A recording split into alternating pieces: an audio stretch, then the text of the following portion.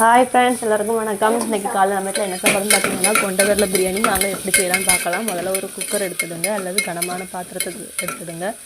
நான் குக்கர்லேயே வதக்கி போட போகிறேன். பார்த்தீங்கன்னா இது பிரியாணி நம்ம நார்மல் சிக்கன் பிரியாணி செய்கிற மாதிரி தான். ஆனால் சிக்கனுக்கு பதிலாக நம்ம கொண்டக்கடலை போட போகிறோம்.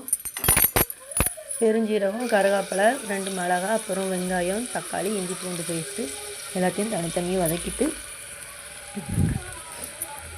தனித்தனியானா ஒன்று வதங்கினதுக்கப்புறம் அடுத்து இன்னொன்று போட்டு வதக்கணும். பாருங்கள், எல்லாம் வதக்கினதுக்கப்புறம் மசாலா போடணும். என்ன மசாலான்னு பார்த்தீங்கன்னா மிளகாத்தூள், மஞ்சள் தூள், அப்புறம் சிக்கன் மசாலா, கரம் மசாலா இருந்துச்சுன்னா அதையும் போட்டுவிடுங்க. என்கிட்ட இல்லை, நல்லா போடல. நம்ம இஞ்சி பூண்டு போட்டுருக்கிறதாலேயே வாசம் நல்லா வரும்.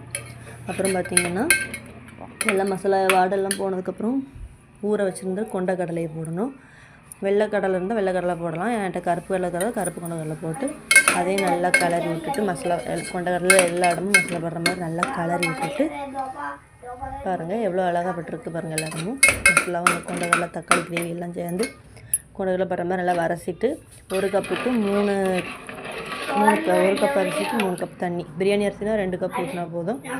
நான் எப்பவும் நார்மலாக சோறு அரிசி எடுத்துருக்கேன். 1 கப் அரிசிக்கு 3 கிளாஸ் தண்ணி. பாருங்கள், 5 விசில் வச்சு எடுத்துட்டிங்கன்னா ரெடி.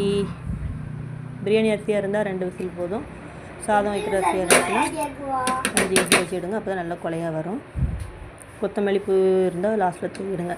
என்கிட்ட கொத்தமல்லி இல்லை, சிம்பிளாக செஞ்சு